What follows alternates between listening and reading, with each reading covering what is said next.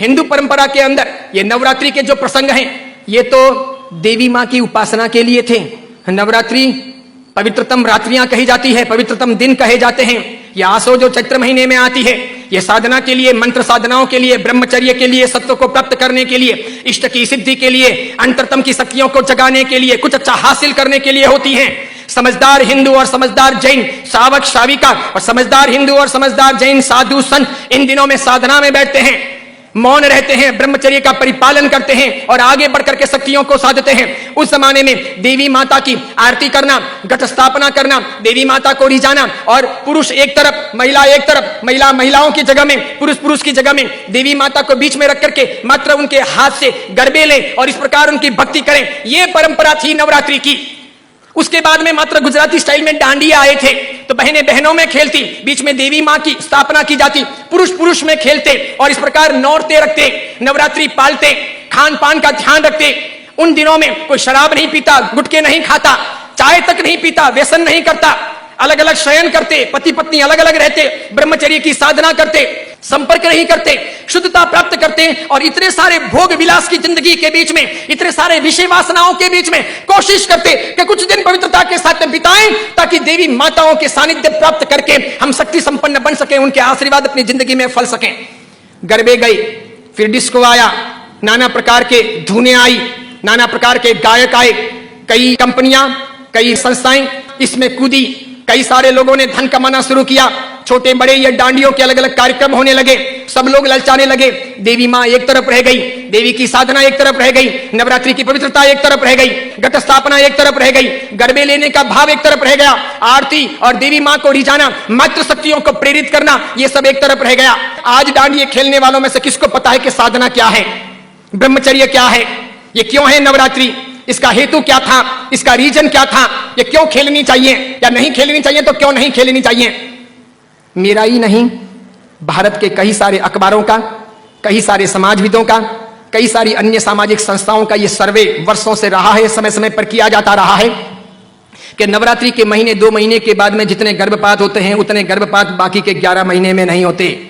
तो ये व्यभिचार नहीं है तो क्या है, ये दुराचार नहीं है तो क्या है, ये जीवन की भ्रष्टता नहीं है तो क्या है। इस बात पर मैं कुछ वर्षों पहले बोला था, अभी किसी ने वो वीडियो वायरल कर दिया और उस वीडियो को लेकर के अखबार ने लिखा। मैंने कहा जो सच है वो सच है कि हम अपनी साधनाओं को बचाएं, बेच ना दें। हिंदू धर्म की परंपरा हो कि जैन धर्म की परंपरा हो, कोई भी उत्सव महोत्सव हो, मैंने समय समय पर यह भी कहा था, गणपति अगर हिंदू धर्म के देवता हैं और गणपति के महोत्सव अगर मनाए जाते हैं या उनका आराधन अगर किया जाता है तो उसमें कहीं जुआ नहीं खेलना चाहिए, शराब नहीं पीनी चाहिए, गणपति के नाम पर तमाशे नहीं करने चाहिए, लड़कियों के साथ में नाच गान नहीं होने चाहिए, गणपति लड़कियों को छेड़ने के लिए महोत्सव के तौर पर नहीं आ रहे, लड़कियां अपनी जगह पर हों, पुरुष अपनी जगह पर हों, वहां शराब नहीं पी जानी चाहिए, उनके पैसों का प्रपंच नहीं होना चाहिए, गणपति को सेलेबल नहीं बनाया जाना चाहिए। हिंदू धर्म अगर इन चीजों को नहीं संभालता है तो धीरे धीरे भारतीय संस्कृति का विनाश होगा।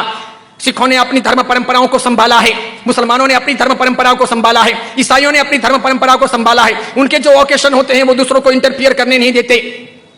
वो उसमें घालमेल नहीं करते। हिंदू और जैनों को इस बारे में सावधानी रखनी आवश्यक है। कल ऐसा ना हो जाए कि पर्युषण महापर्व के दिन आए या आखातीज का दिन आए या कार्तिक पूर्णिमा का दिन आए और कोई उसे किसी प्रतिष्ठान के नाम पर प्रोजेक्ट कर ले कि चलो अब महोत्सव को इस प्रकार मनाएंगे, उस प्रकार मनाएंगे, तो 25 साल 50 साल के बाद में ऐसा हो सकता है कि हमारी होली की आराधना या हमारे पर्युषण महापर्व की आराधना का रूप रंग बदल जाए। जैसे मैंने नहीं कहा था कि मात्र संगीतकारों को बुला करके हम 9 दिन की भक्ति रख लें, सुबह भी भक्ति, रात को भी भक्ति, ठीक है, और इस प्रकार पर्युषण आगे बढ़ जाए और अच्छी खासी संख्या के अंदर वे आधुनिक संगीतकार आधुनिक धुनों पर बहुत गाएं और नौजवान लड़के लड़कियों को मजा आ जाए, सब वहीं पर जाएं। तो 10 साल 15 साल तक अगर ऐसा चले तो आज एक ने किया, कल दूसरा करेगा, परसों तीसरा करेगा, अब चौथा करेगा, धीरे धीरे साधुओं के व्याख्यान में कोई नहीं जाएगा, पर्युषण महापर्व के प्रवचन एक तरफ रह जाएंगे, कल्पसूत्र जी हवा खाते रह जाएंगे और पर्युषण का रूप बदल जाएगा। ये नहीं हो सकता, ये नहीं किया जाना चाहिए। मैं इसलिए कह रहा हूं कि मेरी जिंदगी तो बहुत छोटी है, मैं तो कल दुनिया से चला जाऊंगा, लेकिन भगवान के शासन की परंपराएं नहीं मरनी चाहिए, हमें उन्हें जिलानी होगी। हमारे बच्चों को ये पता नहीं, उनको तो क्या है, नाचना गाना कूदना घूमना फिरना अच्छा लगता है, उन्हें सामाजिक प्रतिक्रमण ना अच्छे लगे, बिना पंखों के रहना उन्हें ना अच्छा लगे, लेकिन जरूरी यह है पर्युषण महापर्व की पूरी प्रक्रिया, उसकी साधना की सारी व्यवस्था समझी जानी चाहिए और इसीलिए हर बाबत के अंदर सावधानी आवश्यक है। हमारा यह वीडियो अगर आपको पसंद आया हो तो उसे लाइक कीजिए, शेयर कीजिए और आचार्य विमल सागर सूरी जी के नाम से चल रहे हमारे चैनल को सब्सक्राइब कर उसके पास रहे बेल के बटन को क्लिक कीजिए ताकि हमारे नित नई वीडियो को देखने का आपको अवसर मिल सके।